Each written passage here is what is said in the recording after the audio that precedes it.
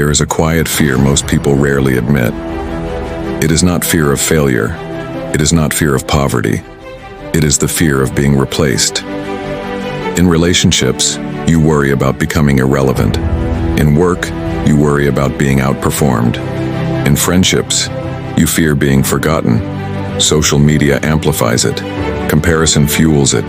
Silence intensifies it. This fear shapes behavior in subtle ways. You over-explain your choices so others won't misunderstand you. You overgive your time so others won't look elsewhere. You soften your boundaries so you won't appear difficult. It feels strategic. It feels responsible. But beneath it lies insecurity. The more you chase reassurance, the more you reveal uncertainty. When you constantly seek validation, you communicate dependence, and dependence lowers perceived value.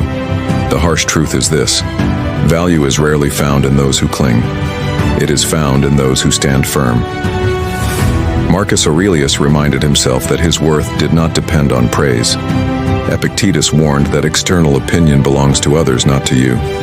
Yet most people measure themselves by reaction, by how quickly someone responds, by how strongly someone approves, by how visibly someone stays. When your sense of worth depends on being chosen, you become fragile. Every silence feels threatening. Every criticism feels personal. Every delay feels like rejection. But fear of replacement is not solved by trying harder to be kept.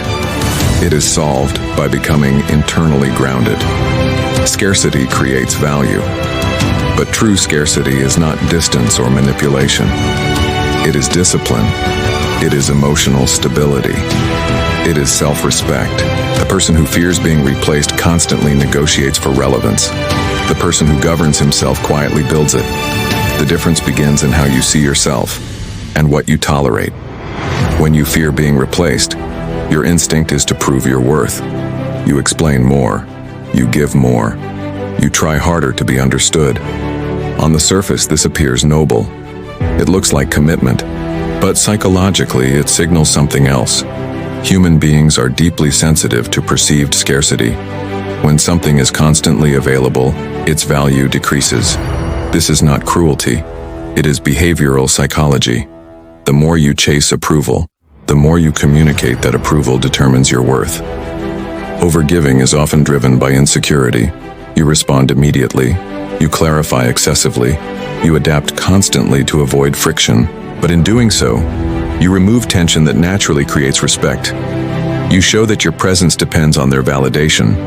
The Stoics understood this dynamic. Epictetus warned that when you attach your peace to how others perceive you, you become their servant. Approval becomes a currency you are desperate to earn, and desperation rarely commands respect. There is also the illusion of control. You believe that by managing perception, you can secure your position. If you explain clearly enough, they will stay. If you prove your value convincingly enough, they will not leave. But perception is not yours to command. Chasing validation creates imbalance. It places the other person in a position of evaluation. They decide whether you are sufficient. They determine whether you are worthy.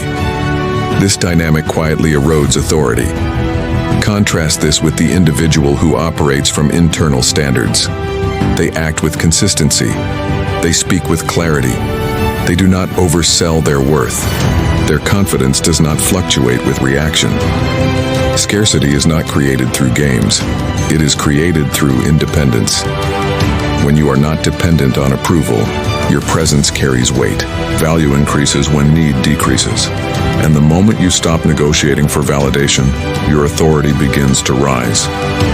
The Stoics approached self-worth differently from modern culture. They did not tie value to popularity, admiration, or being chosen. They grounded worth in character. Epictetus taught that the only things truly yours are your judgments, choices, and actions. Everything else, status, reputation, praise, criticism, belongs to others. When you seek validation, you place your sense of self in unstable hands. Marcus Aurelius reminded himself that the opinion of others is noise. In his meditations, he wrote that praise and blame do not alter character. If your conduct aligns with virtue, external reaction becomes secondary. Seneca warned against measuring yourself by public approval. He observed that those who crave admiration become anxious when it fluctuates. The crowd's favor shifts easily. If your identity rests on that shifting ground, your stability will constantly tremble. The Stoic position is demanding but liberating. Your responsibility is your character, not your image. If you act with integrity, discipline, and reason, your value remains intact. This perspective dismantles the fear of being replaced. Replacement threatens only those who define themselves by external attachment. When your identity is anchored internally, comparison loses power. The Stoics did not teach arrogance. They taught self-governance. Self-worth emerges from alignment with virtue, not applause. When you internalize that your value does not depend on being chosen, your behavior changes. You stop over-explaining. You stop negotiating for acceptance. You act deliberately rather than anxiously. Self-respect replaces insecurity, and from self-respect, authority quietly grows. There is a principle in human behavior that few openly acknowledge. Scarcity increases value. When something is constantly available and eager for approval, it loses weight. When something is steady and self-contained, it gains presence. This is not manipulation, it is psychology. When you constantly explain yourself, you signal urgency. Urgency suggests insecurity. Insecurity lowers perceived authority. The more you attempt to control how others see you, the more you reveal that their perception controls you. Emotional detachment is often misunderstood. It does not mean coldness or indifference. It means not tying your stability to external response. When someone disagrees, you remain steady. When someone withdraws, you do not panic. When someone questions you, you clarify once and move on. The reactive person tries to close every gap immediately. They chase alignment. They attempt to remove ambiguity. But ambiguity is not weakness, it is space. And space creates respect. The Stoics practiced this form of detachment deliberately. Marcus Aurelius wrote about accepting praise and blame without allowing either to distort his character. Epictetus taught that if you wish to improve, you must be willing to appear foolish or misunderstood in the eyes of others. This willingness is strength. It signals that your identity is not dependent on approval. When you reduce emotional dependency, your presence changes. You are not chasing. You are not convincing. You are not overcorrecting. You are grounded. Scarcity in this sense is not about withdrawal. It is about self-containment. When you are not desperate to be kept, you become more difficult to replace. Power is not found in demanding attention. It is found in being able to walk away without emotional collapse. Rule 1. Stop over-explaining. The more you justify yourself, the more you imply doubt. Speak once, clearly, and let it stand. Authority does not repeat itself. Rule 2. Control emotional reactions. If criticism instantly destabilizes you, others sense fragility. Govern your response before you defend your position. Rule 3. Develop internal standards. When your decisions align with personal principles rather than public approval, you stop negotiating for acceptance. Rule 4. Speak less. Deliver more. Consistency builds credibility. Let your actions communicate reliability. Results silence doubt better than explanations. Rule 5. Practice voluntary detachment. Learn to tolerate misunderstanding without panic. Not everyone will agree. Not everyone needs to. Rule 6. Build competence relentlessly. True value comes from capability. Improve your skills quietly. Competence reduces the need for persuasion. Rule 7. Make your presence consistent. Unpredictable behavior erodes trust. Steady conduct builds it. Reliability is rare, and rarity creates value. Irreplaceability is not about arrogance, it is about disciplined self-governance. When you master these principles, you no longer chase recognition, you embody it. Place two individuals in the same circumstance and observe the contrast. Both receive criticism. The reactive individual immediately explains, defends, and justifies. The self-mastered individual pauses. He listens fully. He evaluates whether the criticism contains truth. If it does, he adjusts calmly. In relationships, the reactive person seeks reassurance constantly. Silence feels threatening. They fill gaps with explanations to prevent misinterpretation. The self-mastered individual tolerates ambiguity. They do not panic at delayed responses. Their stability does not fluctuate with attention.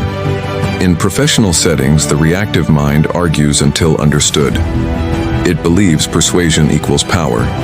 The self-mastered mind understands that persuasion without composure weakens authority. Over time, these small behavioral differences compound. The reactive individual becomes predictable in volatility. Others learn to expect emotional defense. Trust becomes conditional. The self-mastered individual develops presence. Their words carry weight because they are not excessive. Their silence communicates confidence.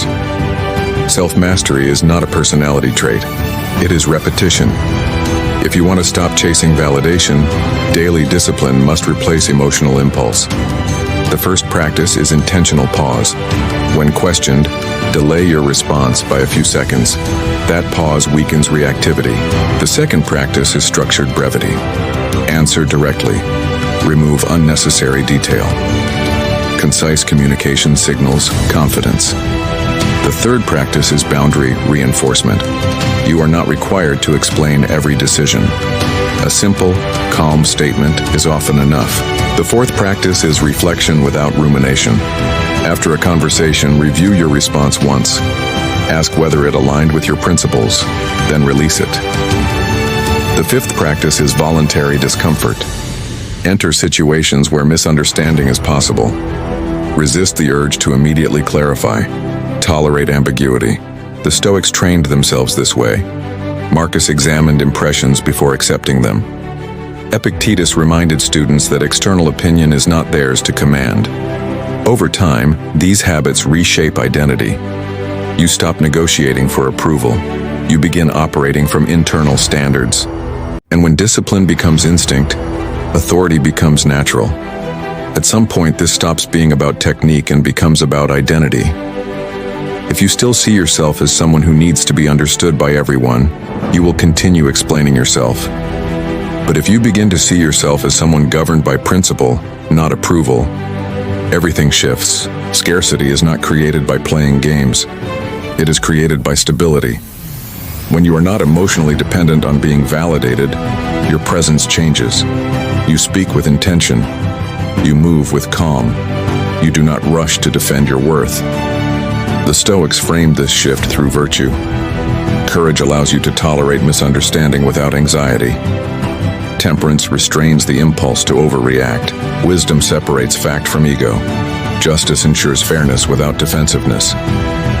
When these virtues guide you, you become rare. Rare not because you withdraw, but because you remain steady where others become reactive. You stop trying to prove yourself.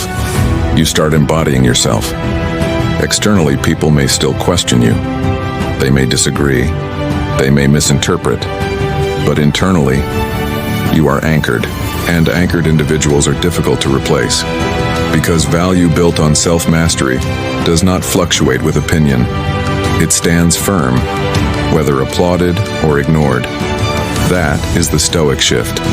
From needing to be chosen to knowing your worth without explanation. The shift may appear small at first, a shorter response, a calmer tone, a refusal to over-justify, but over time these small acts of restraint compound into something powerful. Each time you resist the urge to explain yourself excessively, you strengthen self-respect. Each time you allow silence to speak, you reinforce authority. Others begin to notice, not immediately, but gradually. In relationships, you become steadier. You no longer scramble to be understood at all costs. You clarify when necessary and move forward when it is not. This calm consistency creates security rather than tension. In professional settings, your presence changes. Leaders are not known for arguing the longest. They are known for speaking with intention. Measured communication commands more respect than frantic persuasion. Emotionally, the difference is profound. You conserve energy. You stop replaying conversations endlessly. You no longer measure your worth by reaction. Peace becomes less fragile. Contrast this with the reactive path. Constant justification breeds doubt. Emotional defensiveness invites scrutiny. Exhaustion replaces confidence. Over months and years, the divergence widens. One path builds resentment and instability. The other builds quiet strength and credibility. Self-respect compounds, and compounded self-respect becomes unmistakable authority.